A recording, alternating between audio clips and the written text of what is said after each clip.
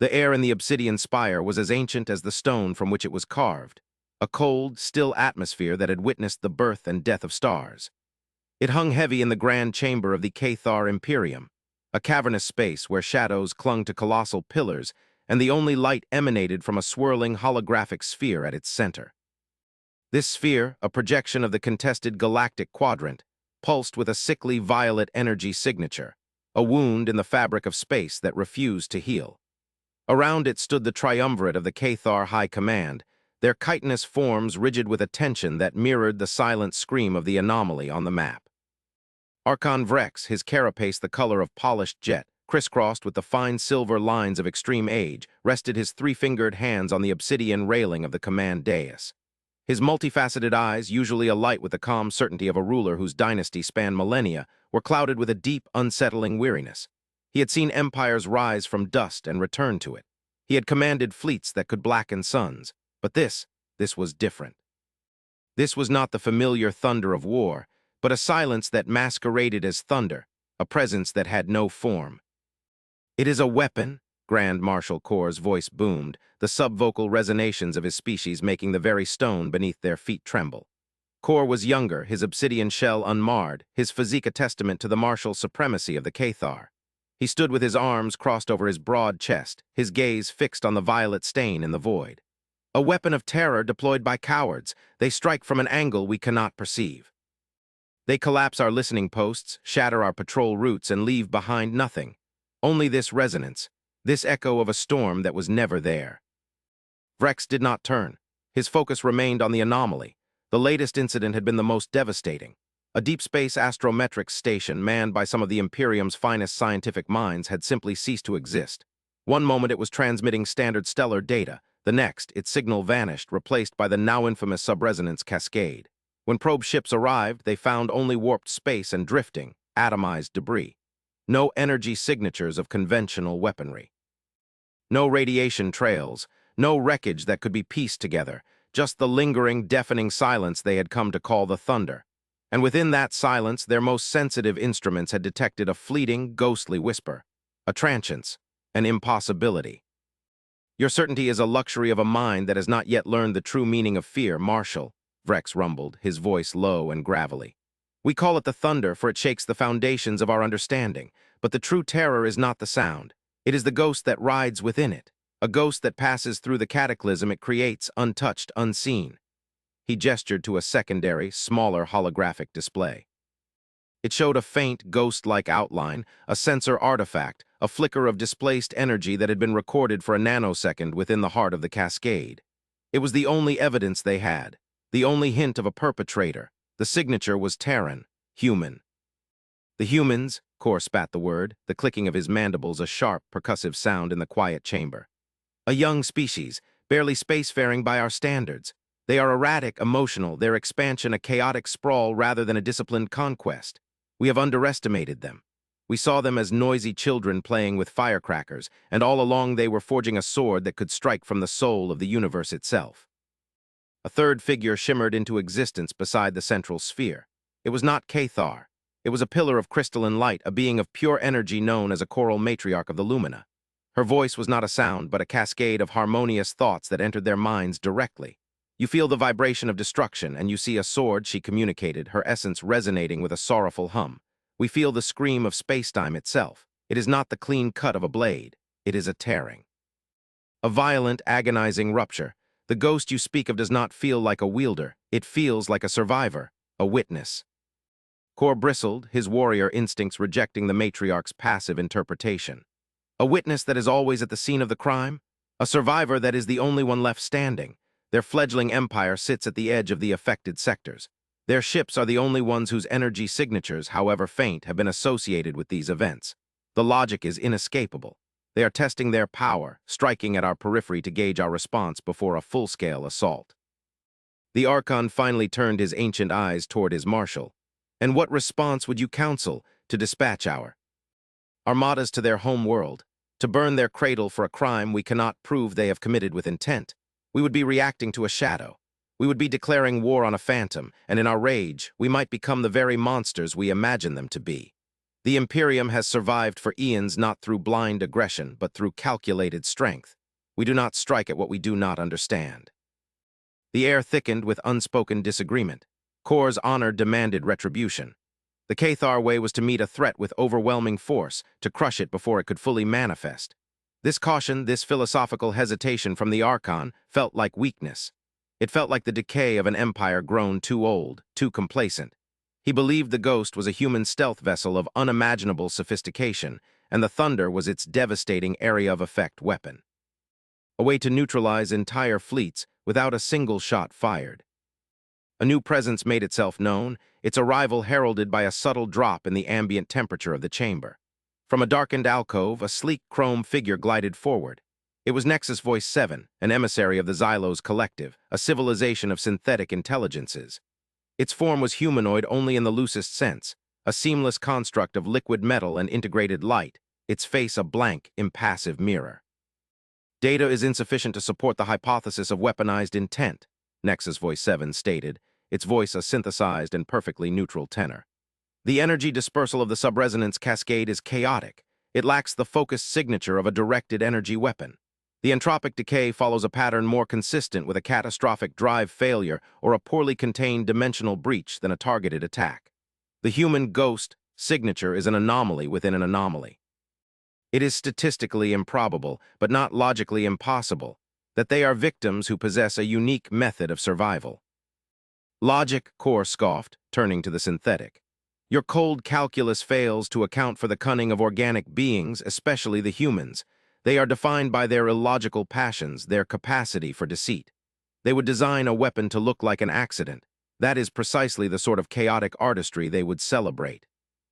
And yet the pain is real, the choral matriarch projected, her light softening. It carries no malice, only a profound sense of violation.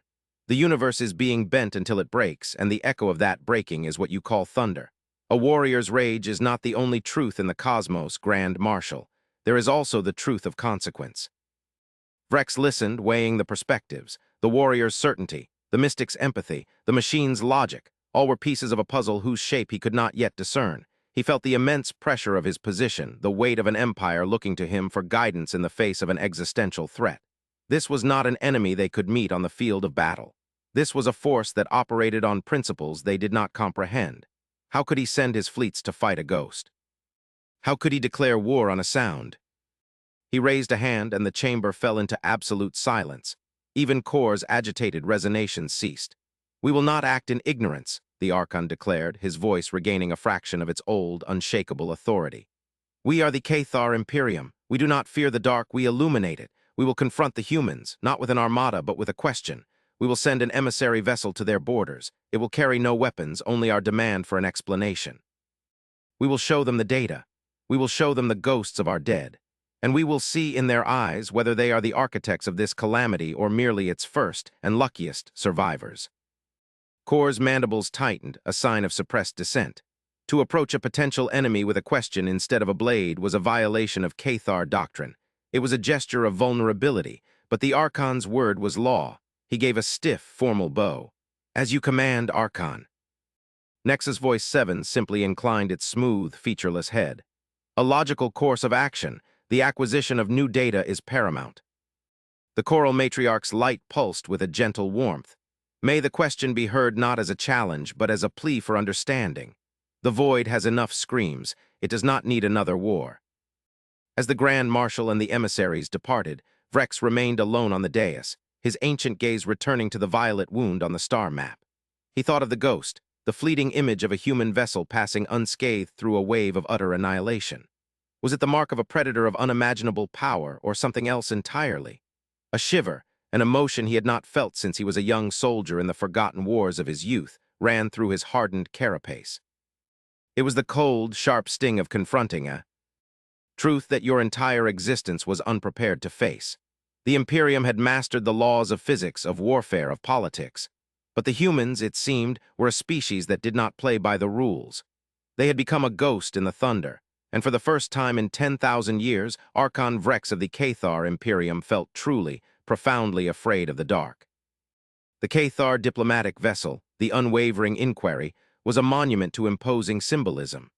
Stripped of its primary weapon systems as the Archon had commanded, it was nonetheless a craft of immense size, its hull forged from the same obsidian-like alloy as the spire, designed to project power and unshakable resolve.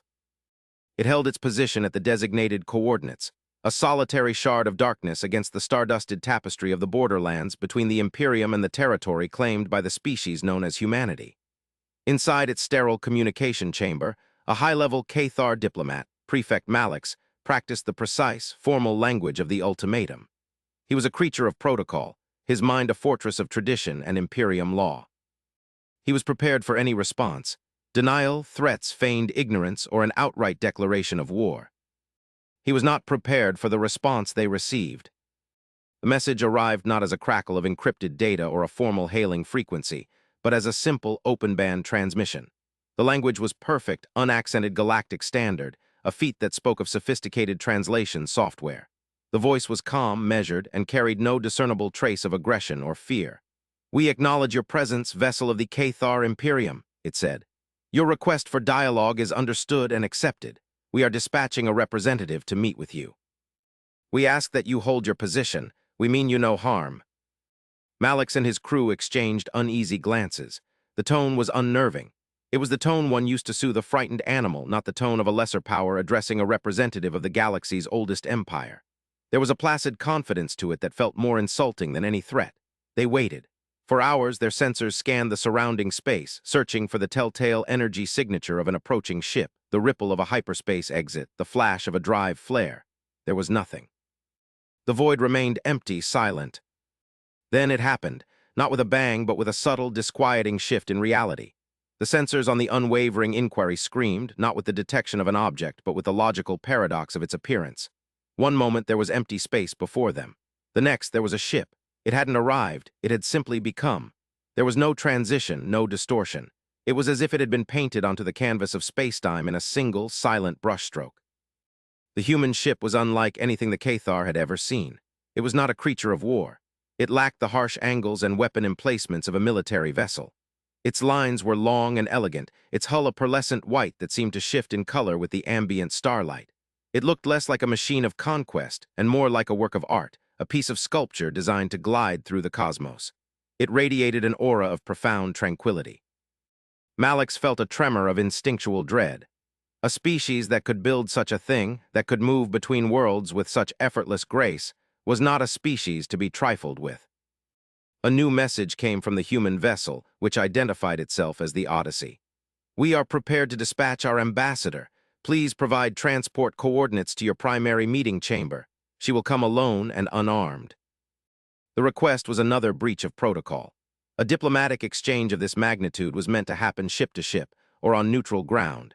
To allow a foreign representative to beam directly into the heart of their vessel was an act of extreme trust or extreme folly. Malix consulted with his superiors back on the capital world. After a tense, delayed exchange, the Archon's command came back, filtered through layers of encrypted communication. "Permit it. We must see this ghost for ourselves." With a sense of deep foreboding, Malix ordered his technicians to comply. The transporter beam, a pillar of shimmering light, materialized on the central dais of the meeting chamber. The Cathar honor guards, massive warriors clad in ceremonial battle armor, tightened their grip on their energy pikes, their posture radiating menace. The air crackled with anticipation. The light faded and a single figure stood in its place. It was a human female. She was small, delicate by Cathar standards, her body soft and unarmored. She wore a simple dark blue uniform, adorned with no medals, no signs of rank, only a small silver insignia over her heart. Her face was pale, her expression serene. Her eyes, a shade of deep gray, swept across the chamber, taking in tea.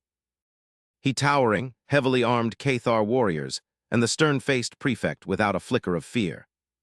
"I am Ambassador Eva Rostova," she said, her voice the same one from the transmission, calm, clear, and resonant.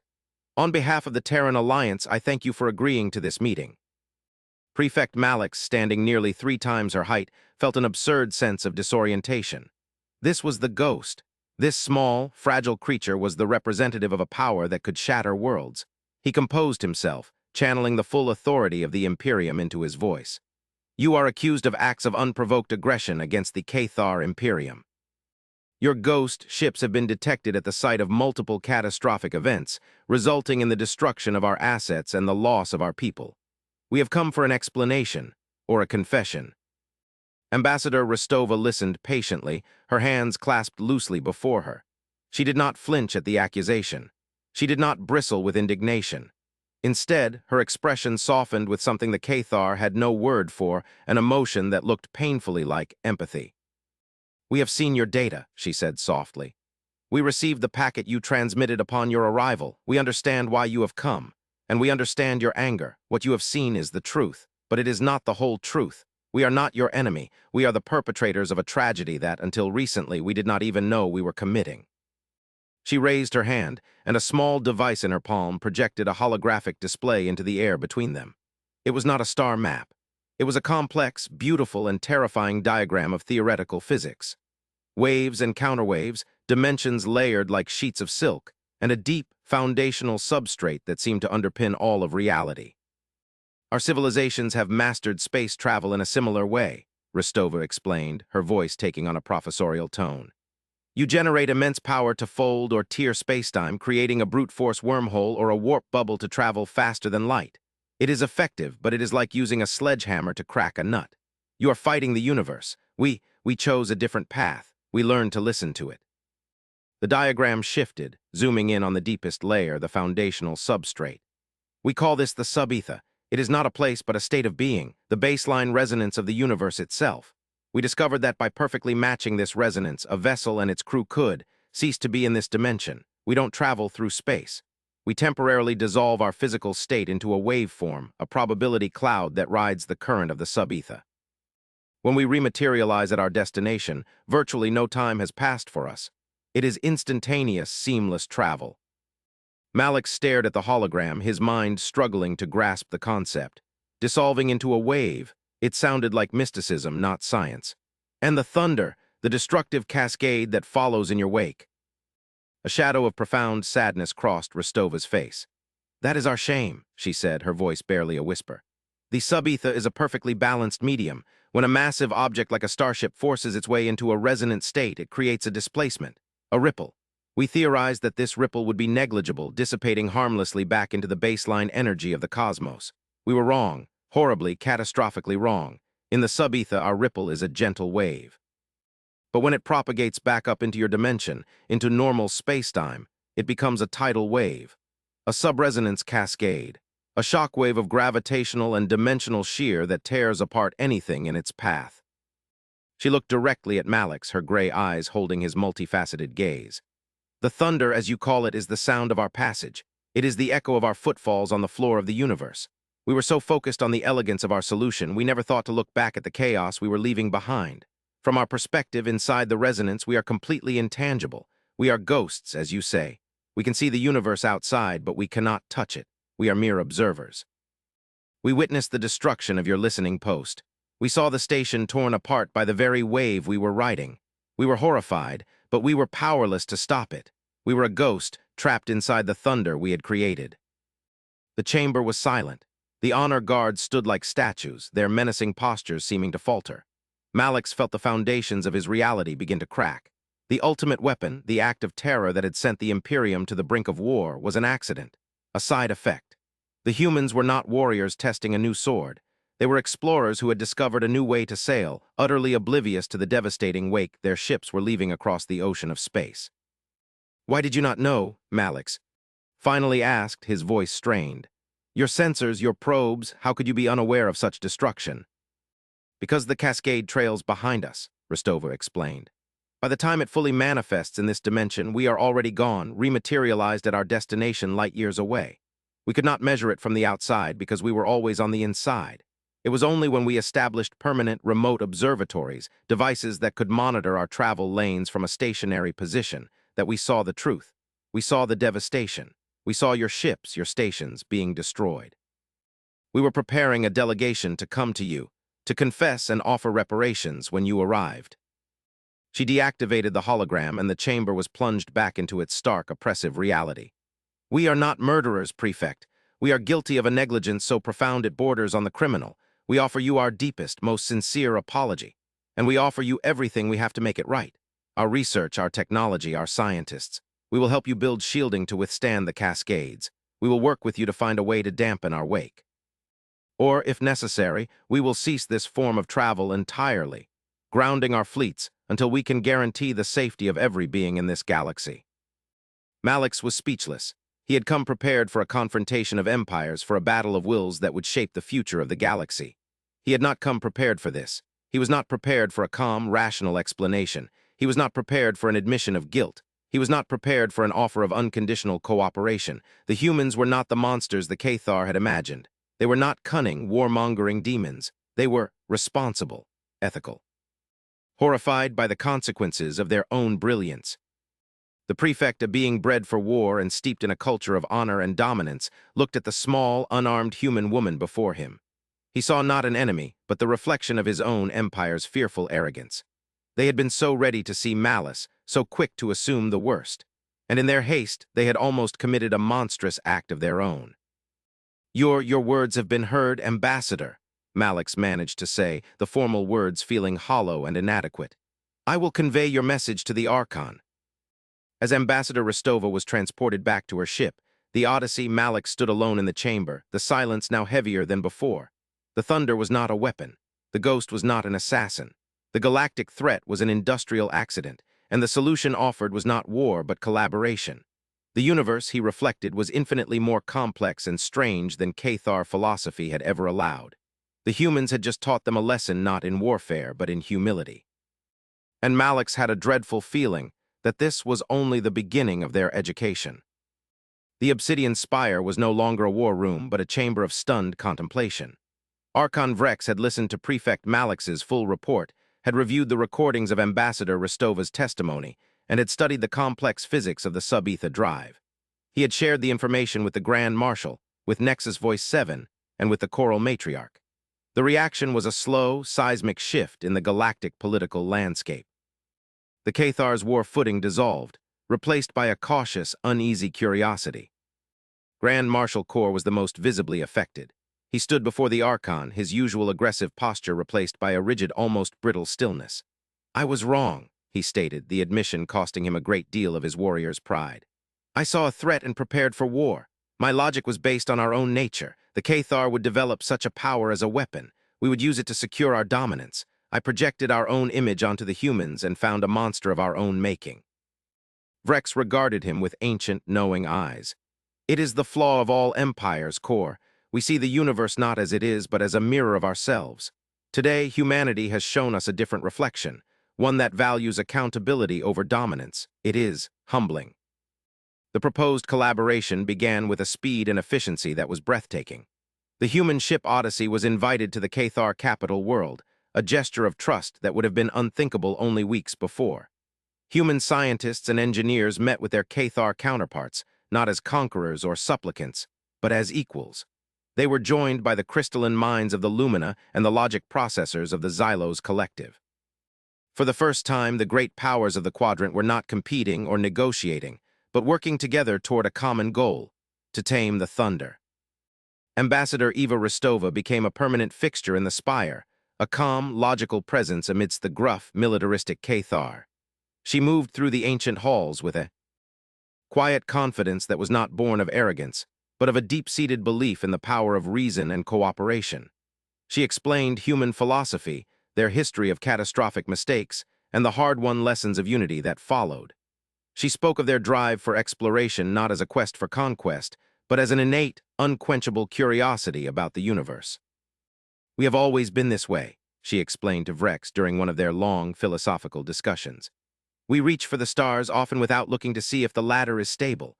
Our greatest strengths, our creativity, our ambition, are also the source of our greatest flaws. We did not mean to cause harm, but that does not absolve us of the responsibility for it.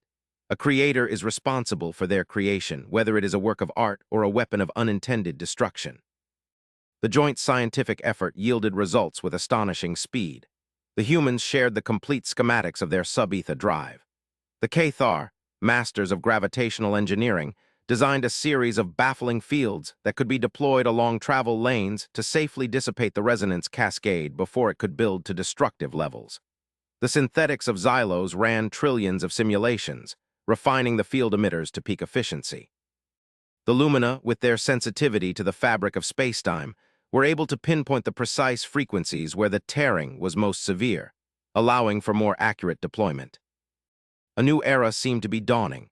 The fear of the ghost and the thunder was replaced by a shared sense of purpose. The Cathar military, for the first time in centuries, was not planning for war, but for a massive infrastructure project, the construction and deployment of a galactic safety net. The old tensions and rivalries began to feel trivial in the face of this new, shared understanding. It was during a deep-level analysis of the Cascade's resonance signature that the second, far more profound discovery was made. A Xylos data analyst, working alongside a human theoretical physicist and a Lumina, coral sentient, was attempting to filter out the background noise of the Cascade to isolate its core frequency. They were applying a new quantum filtering algorithm provided by the humans, a piece of software so complex it was almost precognitive in its ability to find patterns in chaos. Nexus Voice 7 appeared before the council, its impassive form for once seeming to radiate an aura of something akin to excitement or perhaps alarm. "A discovery has been made," it announced, its synthesized voice devoid of emotion but carrying an undeniable weight. "The subresonance cascade is not pure chaotic energy. We have detected a structured signal buried within it. It is weak, ancient, and extraordinarily complex. It is not a byproduct of the human drive." A new hologram ignited in the center of the chamber. It showed the familiar, violent waveform of the thunder. But now, thanks to the new filter, a single, impossibly fine thread of coherence could be seen running through its heart. It was a pattern, intricate and non-random. A message.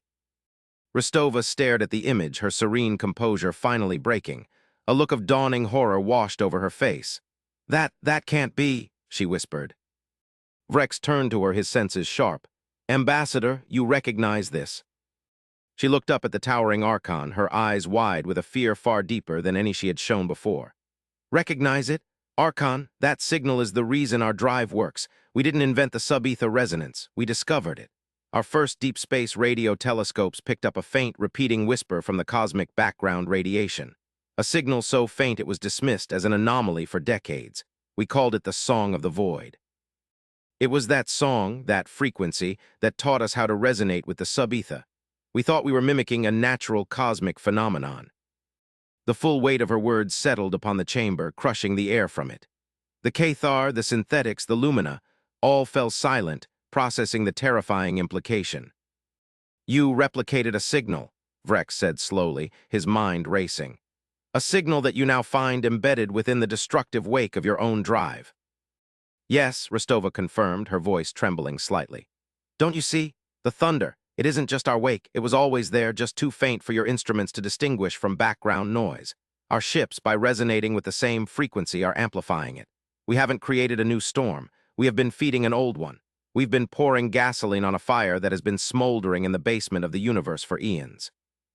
The choral matriarch's light flared, and her thought voice filled their minds, no longer gentle but sharp with panic. "It is not a song. It is a voice, and it is waking up." Nexus Voice 7's chrome head tilted. "Further analysis of the signal's structure is complete. It does not contain linguistic data. It is not a message meant to be read. Its complexity is biological in nature. The patterns mimic the firing of neural pathways in a living organism. The signal is not a broadcast. It is a thought." The final, universe-altering piece of the puzzle clicked into place. The ghost was human, an accidental tourist in a storm of their own making. But the thunder was something else entirely. It was not the wake of their ships. Their ships were merely the echo, the amplifier. The original thunder, the faint, ancient resonance they had copied, was the slow, rhythmic breathing of a consciousness of unimaginable scale. A being that did not live in the universe, but was the universe, or at least its foundational layer. The hologram shifted again, under the control of Nexus Voice 7. The view pulled back from the local quadrant to show the entire galaxy. And there, at its core, where the density of stars and dark matter was greatest, the new sensors detected a slow, steady pulse that was now infinitesimally stronger than it had been a month ago. The signal they had found in the Cascade was not a local phenomenon. It was a nerve impulse traveling from the galactic core. "We thought we were pioneers," Rostova said, her voice filled with awe and terror. "We thought we had discovered a new form of travel, but all we did was learn how to knock on a door that has been closed for millions of years. And now, something is starting to answer. Archon Vrex stared at the pulsing heart of the galaxy. His fear of the humans seemed like a childish thing now, a petty squabble in the face of a truth so immense it defied comprehension. The Cathar had spent millennia conquering star systems, believing themselves to be the masters of their domain. The humans had spent a century reaching for the heavens, believing themselves to be clever explorers. All of them had been living on the skin of an ocean, oblivious to the leviathan that slumbered in the deep. The ghost was human, the thunder was not. The thunder was the stirring of a god. The chamber, once a place of impending war and then a place of budding cooperation, had now become something else, a sanctuary of shared, cosmic dread. The greatest threat was not the unknown enemy from another star system, but the unknown nature of existence itself. Vrex looked from the horrified human ambassador to the silent synthetic, to the trembling light of the lumina, and to his own humbled Grand Marshal. Their rivalries, their philosophies, their entire histories seemed insignificant. They were all just children, standing on the shore, who had just realized that the tide was coming in. "What have we done?" Rostova whispered, speaking for everyone. The Archon placed a heavy hand on the railing, the obsidian cool beneath his touch. His voice, when he spoke, was no longer that of a ruler, but of a being standing on the precipice of a new and terrifying age. "We have survived the fear of each other," he said, his gaze fixed on the waking galaxy. "Now we must learn to survive the fear of the universe itself, together."